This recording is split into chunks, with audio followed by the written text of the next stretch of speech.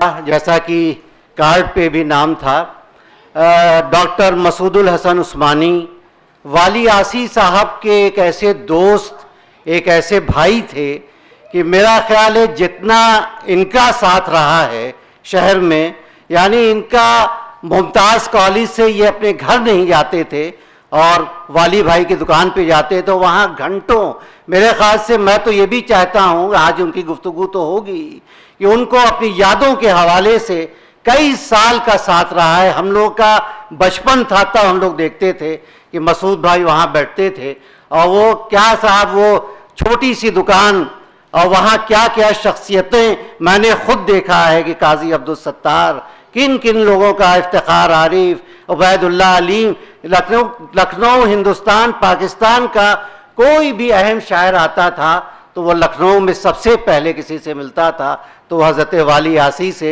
और मकतबा दीनो अदब से।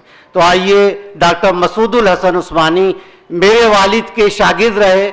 मेरे वालिद अपने, उनके सैकड़ों शागिर्द थे, लेकिन जिन शागिर्दों पे के बारे में उन्होंने मुझसे कहा, अपने घर वालों से कहा कि मैं अपने जिन शागिर्दों पे फ़ख्र करता हूँ उनमें डॉक्टर सैयद मसूदुल हसन उस्मानी साहब, जिनका बहुत साथ रहा। उनकी गुफ्तगू आज वाकई ऐसी होगी कि बहुत सारे यादें जो हैं वह सबको याद आ जाएंगी कि किस तरह से उनका साथ रहा। मैं बहुत ही अदब के साथ डॉक्टर सैयद मसूदुल हसन उस्मानी साहब से गुजारिश कर रहा हूं कि वो आएँ और अपनी इफ्तिताही तकरीर से इस प्रोग्राम का आगाज़ करें। मौलाना खालिद रशीद साहब, डॉक्टर कौसर उस्मान साहब, मौलाना अम्मार साहब, दानिशवरान गिरामी, हज़रात शुअराए कराम,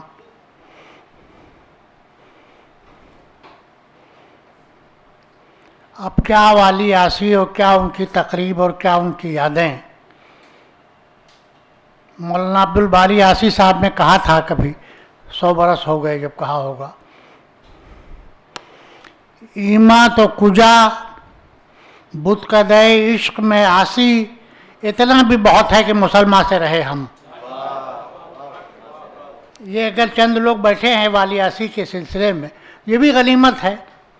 वाली भाई ने तो कह के गए, चले गए कि आखिरी पैमाना अपना भर रहा है लखनऊ, भर चुका पैमाना, अब कुछ नहीं बचा है लखनऊ में। रिजवान फारूकी थोड़ा सा जिंदा किए हुए हैं, रहमत भाई बैठे हुए हैं और लोग यहाँ बैठे हुए हैं।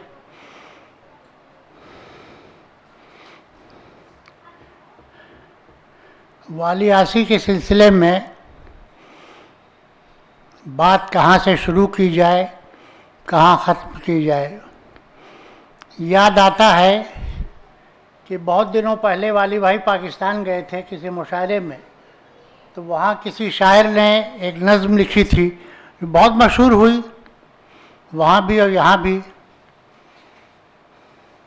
हमारे शहर में कुछ दिन से एक दरवेश आया है, ये वाली भाई का तारुफ था वहाँ। ये दरवेशी का जो मिजाज था शायरी में, ये वही लेके आए थे, वही लेके चले गए, वरना दरवेशी का मिजाज तो लखनऊ वाकिफ़ ही नहीं था, अब भी नहीं वाकिफ़ है। इकबाल ने कहा था कि दरवेश खुदा मस्त, न शर्क़ी है न गरबी, घर मेरा न दिल्ली न सफ़ाहा न समरकंद। वाली भाई के सिलसिले में 1975 में जब दुकान का इफ्तिताह हुआ मकतबा दीनो अदब का, तो उस वक्त के हालात ये थे कि हम लोग बाहर कुर्सियाँ डाल के बैठते थे, कोई गुज़र गया तो गुज़र गया। एक चाय की दुकान थी, एक चाय की दुकान थी, अब तो पूरा मैखाना आबाद हो गया वहाँ। तो उस तकरीब में शमसुर रहमान फारूकी भी आए थे। उन्होंने एक नज़र डाली और कहने लगे कि यार वाली, यही अंदाज़ था उनके कहने का, यार वाली तुम्हारी दुकान चले या ना चले, इस चाय वाले की चल जाएगी। और ऐसी चली, चाय वाले की ऐसी चली। अनवर नदीम आते थे, एक ज़माना वो था कि सुबह दुकान खोलते वक्त आते थे, रात को दुकान बंद करा के जाते थे। उनका मिजाज था, उस पर कोई गुफ्तगू नहीं करूँगा मैं।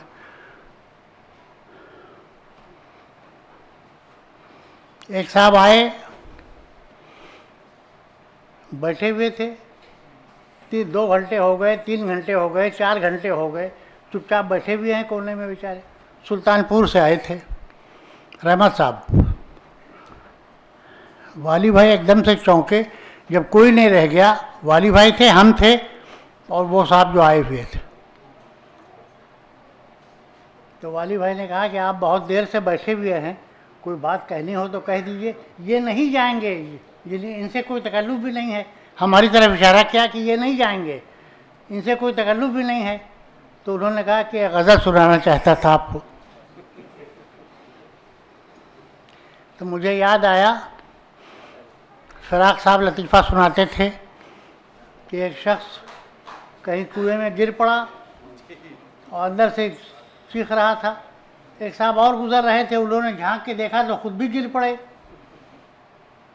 वो पहले से जो गिरा हुआ था उसने पूछा कि आप कौन साहब? उन्होंने कहा मैं शायर हूँ, मतला अर्ज़ है। ये लखनऊ था, लखनऊ ये था, मतला अर्ज़ है कि लखनऊ था। वरना ये कि दरवेशी का मिजाज और दरवेशी का तारुफ वाली भाई ने कराया उर्दू शायरी में पहली मरतबा। इरफान साहब एक जिद्दत लेके आए, अपने साथ ले गए वापस। वाली भाई का मसला ये था, बहुत दिनों तक तो लखनऊ ने उनको शायर ही नहीं तस्लीम किया। एक लंबी मुद्दत गुजर गई है रिजवान साहब, यानी यहाँ तक मैं वसूख से कहता हूँ, उमर साहब नहीं रह गए। अब उनके जाने के बाद उनके सामने भी कह चुका हूँ इस बात को, इसलिए यहाँ कह रहा हूँ।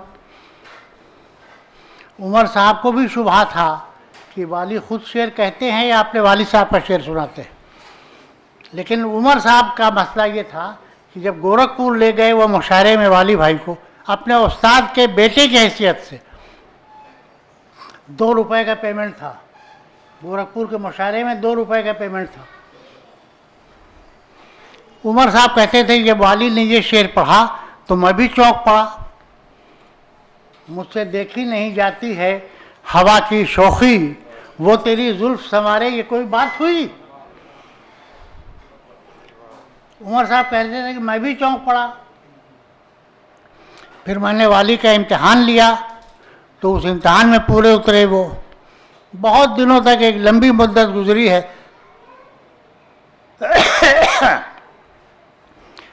मौलाना का इंतकाल सन 46 में हुआ, जब वाली भाई की उम्र 6 साल की थी। आयशा बाजी बैठी हुई हैं, ये बड़ी थी, वाली भाई सबसे छोटे थे भाई बहनों में। एक साहब थे मास्टर अब्दुल कुद्दूस साहब। कौन थे वाली भाई वो ज़्यादा वाकिफ़ नहीं थे, लेकिन मौलाना ये कह के गए थे कि अगर कोई ज़रूरत हो तो मास्टर साहब से कहना, किसी से न कहना। तो वो सुबह रोज़ आते थे, कुंडली खटखटाते थे, कोई ज़रूरत है, और शाम को फिर आते थे, यही पूछते थे। लेकिन वाली भाई की वालदा जो थी, बहुत अजीज़ों ने ज़ोर दिया, यहाँ चली आइए, वहाँ चली आइए, वहाँ चली आइए। लेकिन वो मौलाना अब्दुल बारी साहब की अहलिया थी, कहती थी मैं अपनी सूखी रोटी बेबघारी दाल के सदक़े, यही पढ़ती थी और वहीं बैठी रह गई। मौलाना का कुतुब खाना तकसीम होता रहा, फ़रोख्त होता रहा, उसी से घर चलता रहा। मुझे याद है एक साहब ने, जो बहुत आते थे दुकान पर और बहुत ताल्लुक़ का इजहार करते थे, लेकिन कुछ अनबन हुई तो उन्होंने मज़मून लिखा। एक मज़मून में ये लिख दिया, वाली आसी एक कुतुब फरोश। बहुत से लोगों के जहन में होगी बात। तो वाली भाई ने बुरा नहीं माना, वाली भाई की तबीयत की, शराफत की और शराफत नफ्सी की बात कहता हूँ। वाली भाई कहते थे कि भाई बात तो सही लिखी उसने, कुतुब फरोश तो हूँ मैं, ये किताबों की दुकान है। और फिर ये कि वो जब ज़रा सा वो राह रास्त पर आए तो वाली भाई ने उनको दूर से पुकारा, जा रहे थे निकल के, वो दूर से पुकारा, ले आए, बात खत्म हुई। अहमद फराज नाराज़ हुए। अहमद फराज नाराज़ हुए जब उनकी किताब जाना जाना यहाँ छपी वाली भाई के मकतबे से, तो अहमद फराज बहुत नाराज़ थे। लेकिन वाक़या ये है, कोई बड़े से बड़ा आदमी, जैसा जावेद ने कहा, परवेज़ ने, कोई बड़े से बड़ा मुशायरा हो, कोई बड़े से बड़ा शायर आए, जब तक मकतबा दीन अदब में नहीं आ जाता उसकी शेरी नहीं होती थी। अहमद फराज एक मरतबा इफ्तिखार आलिफ आए। इफ्तिखार आलिफ का शेर है, हामी भी नहीं मुनकिर गालिब भी नहीं थे, हम अहले तज़ब्ज़ुब किसी जानिब भी नहीं थे। इफ्तिखार आलिफ गए, आए तो वाली भाई थे नहीं। हमने कहा कहीं गए हैं, अभी आ जाएंगे, बैठिए। चले गए वो। वाली भाई लौट के आए तो हमने कहा वो आपके दोस्त आए थे। कह लें कौन? हमने कहा वही अहले तज़ब्ज़ुब। हम अहले तज़ब्ज़ुब किसी जानिब भी नहीं थे।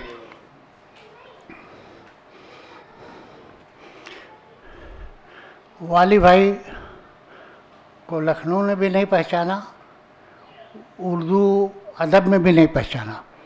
ये शिकायत बड़ी मोहब्बत आमेज़ है और हकीकत पर मबनी है, लोग शाहिद हैं इस पर।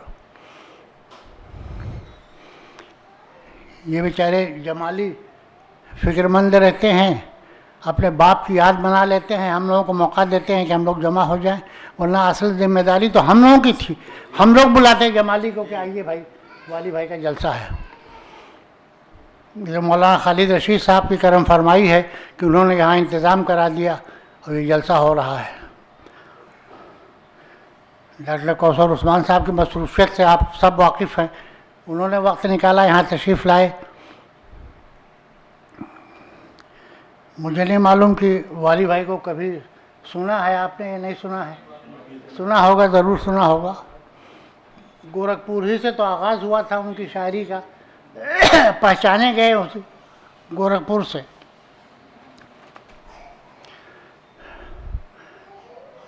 मेरे वालिद साहब उनकी दुकान से किताबें लाते थे पढ़ने के लिए, वापस कर देते थे। एक दिन हम बैठे हुए थे, रहमत साहब, एक पर्चा आया, हम बैठे हुए थे, अजीज़ गिरामी कद्र कोई किताब भेज दीजिए। वाली भाई कहने लगे यार तुम्हारे वालिद ने आजिज़ कर रखा है, सारी किताबें तो पढ़ चुके हैं, कौन सी किताब भेज दे? हमने कहा कुरान शरीफ भेज दीजिए। कहने जूता खिलवाओगे क्या? बाद में वाली भाई ने बताया, और कुरान शरीफ का मसला ये था, मैं नाम नहीं लूँगा इस वक्त, मेरे बड़े मोहतरम, मेरे बड़े करम फरमा वाली भाई के बड़े अजीज़ दोस्त, वो अपनी कैफियत में कभी कभी आते थे, झूमते झूमते आके बैठ जाते थे। वाली भाई बहुत परेशान। हमने कहा कि जब कोई न रहे, आप हों और वो हों, तो खामोशी से कह दीजिएगा कि यहाँ सिर्फ कुरान शरीफ है, उसका एहतराम ज़रूरी है। कह दिया वाली भाई ने, लेकिन उस अल्लाह के बंदे ने वो आदत तो वो छूट गई, आदत भी छूट गई, लेकिन उसका एहतराम मैंने देखा कि वो उस कैफियत में कभी नहीं आए, दुकान के अंदर कभी नहीं आए। कैफ भोपाली को देखा, बाहर की बेंच पर बैठे रहते थे, सूरह रहमान के तर्जुमा कर रहे थे, मंजूम, और जेब में बोतल भी थी। और जाड़े में मैंने उनको बारीक कुर्ता पहने हुए देखा है, वो जो उनकी अपनी गर्मी थी वो नुमायाँ रहती थी। वाली भाई का मसला ये था कि वो शेर बहुत कम कहते थे। 3 आदमियों के लिए मशहूर था, 3 आदमियों के लिए पूरे मुल्क में, एक मुशायरों के ताल्लुक़ से, कि ये हजरात जब आते हैं किसी शहर में मुशायरे के ताल्लुक़ से, तो सबसे पहले मस्जिद तलाश करते हैं। उनमें एक वाली भाई भी थे, एक शमीम जयपुरी थे और एक वसीम बरेलवी थे। तीनों लोग नमाज के पाबंद थे। बहुत कुछ देखा है, बहुत कुछ सुना है उनकी ज़बान से, बहुत कुछ महसूस किया है। उनके वालिद साहब की एक किताब थी बहुत ज़ख़ीम, तज़कीर व तानीस पर, वो खुदा बख्श लाइब्रेरी वालों ने लिया, वो गायब हो गई, पता नहीं कहाँ गई। मुनव्वर ने बहुत कोशिश की थी, लेकिन जैसी कोशिश करनी चाहिए थी वैसी नहीं कर पाए, वो भी चले गए। अभी एक उनका दीवान जो है मौलाना अब्दुल बारी आसी साहब का, वो उनकी बेटी आयशा बाजी के पास है, वो अगर छप जाए तो बड़ी कीमती चीज़ होगी। वो मौलाना अब्दुल बारी साहब का एक शेर है रहमत भाई, नादां थी आरजू तो न मानी किसी तरह, नादां थी आरजू तो न मानी किसी तरह, मैंने बहुत कहा कि जहां में न घर बना।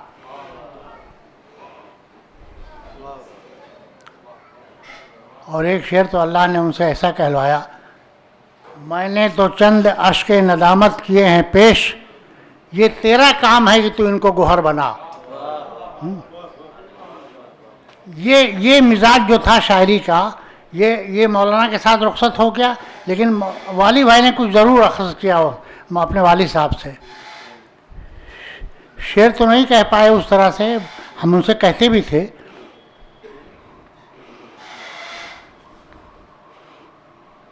दरवाजे पर पेंटिंग करते थे वाली भाई शुरू में, अमीनाबाद के दरवाजे पर हमको दिखाया उन्होंने।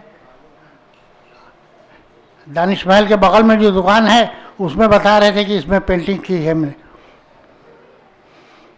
लेकिन खैर 3 आदमी शहर में ऐसे थे, 3 या 4 हो सकते हैं, जिनको दूर से देख के वाली भाई अपनी जगह खाली करते थे। बिल्कुल देखा है ये। एक उसमें मलिकज़ादा साहब भी थे, और मलिकज़ादा साहब के बारे में कहते थे वाली भाई कि यार ये आदमी फ़कीर है, जगह छोड़ देते थे। एक अपने उस्ताद मोहतरम डॉक्टर शुजात अली संदिलवी के लिए, जो कभी कभी तशरीफ़ लाते थे, कभी कभी आते थे। एक काजी अब्दुल सत्तार और एक हफीज़ नोमानी। हफीज़ भाई जब आते थे दूर से देख लेते, आते थे ज़रूर, रोज़ पाबंदी से आते थे, दूर से देख के अपनी जगह खाली कर देते थे।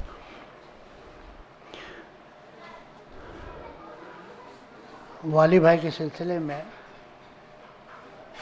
मैं इस वक्त डॉक्टर कौसर उस्मान साहब का बहुत शुक्रगुजार हूँ। मुझे उनकी मसरूफ़ियत का अंदाज़ा है, इसलिए भी वो वाली भाई के ताल्लुक़ से यहाँ तशरीफ़ लाए हैं। और मौलाना खालिद रशीद साहब की करम फारमियों का एक सिलसिला है, शहर वाले उससे महसूस करते हैं।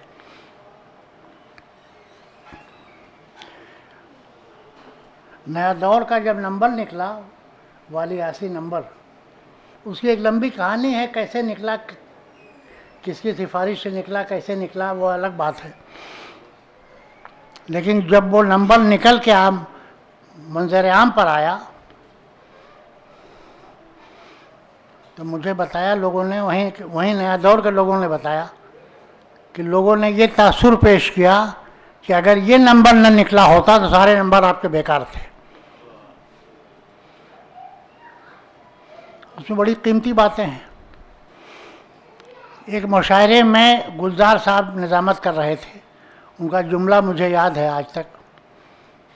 उन्होंने कहा कि वाली के बग़ैर कोई बैनुल-अक़वामी मुशायरा नाकाम है,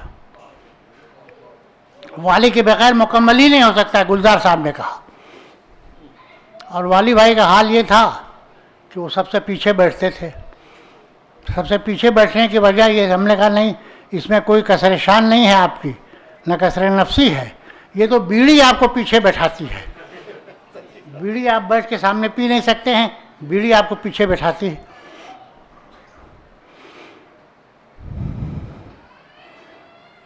क्या अर्ज़ करूँ वाली भाई से, एक इजाज़त दें आप तो चंद शेर जो वाली भाई के सिलसिले में मैंने लिखा था वो पेश करूं, अगर मौलाना खालिद रशीद साहब की इजाज़त।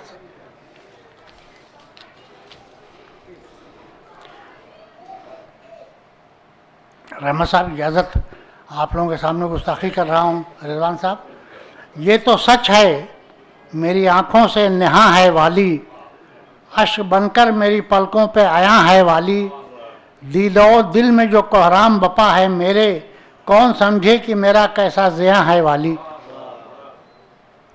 लौट कर आए थे जिस रोज़ शफा खाने से, याद है मुझसे कहा था कि जवां है वाली, क्या खबर थी उसी मुखलिस के दिल दौलत पर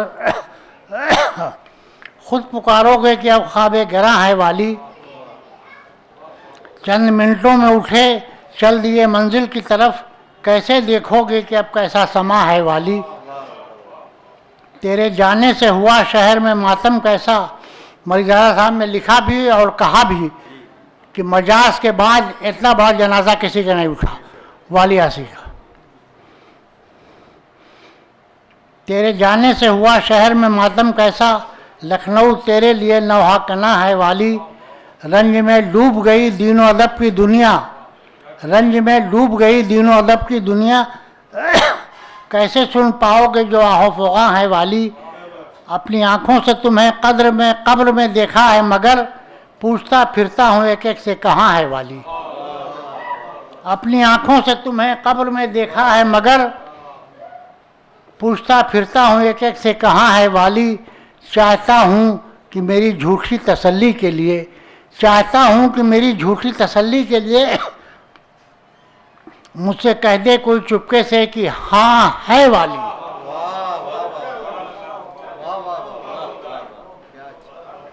चाहता हूँ कि मेरी झूठी तसल्ली के लिए मुझसे कह दे कोई चुपके से कि हाँ है वाली।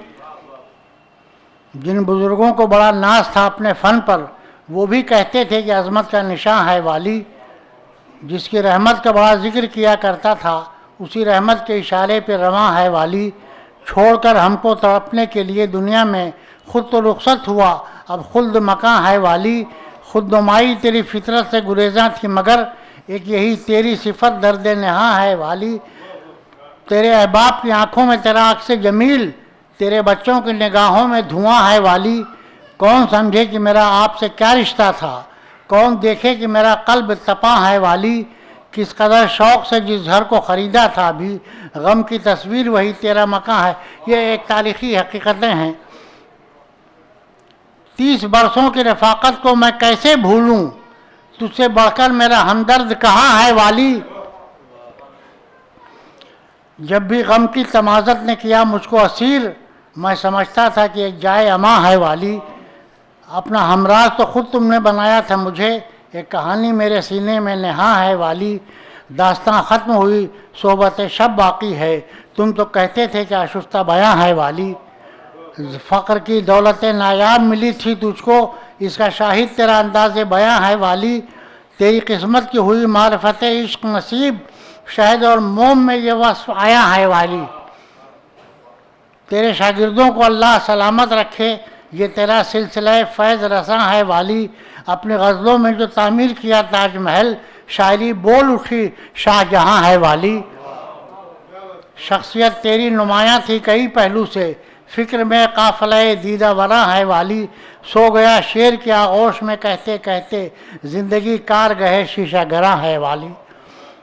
ये भी देखा है फसादात के पस मंज़र में, अपने अशार में शमशीर व सना है वाली। थी यही मर्ज़ी मौला कि बुझी शमाए हयात, अब तो सब ख्वाब है सब वहम गुमा है वाली। कल तक आबाद थी ये एक तुम्हारे दम से, आज वीरान मेरे दिल की दुकान है वाली। ज़िंदगी में जो ताल्लुक़ था उसे कौन कहे, ज़िंदगी में जो ताल्लुक़ था उसे कौन कहे, अब भी मेरे लिए सरमाया जाँ है वाली। ये वक्ती तासुर था उस वक्त।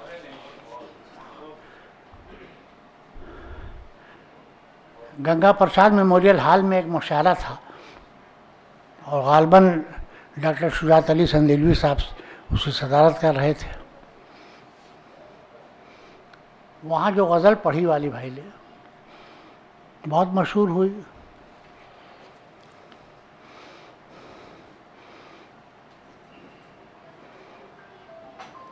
मुझे याद है दूसरे दिन रामपुर से अज़हर इनायती आए और कहने लगे कि वाली भाई वहाँ कौमी जंग में जो अखबार निकलता था वहाँ हाशिम इलाहाबादी का एक शेर छपा है, किसी गज़ब का शेर है, और शेर उन्होंने पढ़ा तो मैंने वाली भाई से कहा कि अब पूरी गज़ल सुना दीजिए, क्योंकि एक शेर लेके आए हैं अजहर साहब तो पूरी गज़ल सुना दीजिए। वो बहुत गज़ब के शेर थे, फसादात पे बहुत कुछ लिखा गया है, लेकिन जिस जुर्रतमंदी के साथ वाली भाई ने शेर कहा, दो मौक़े ऐसे थे।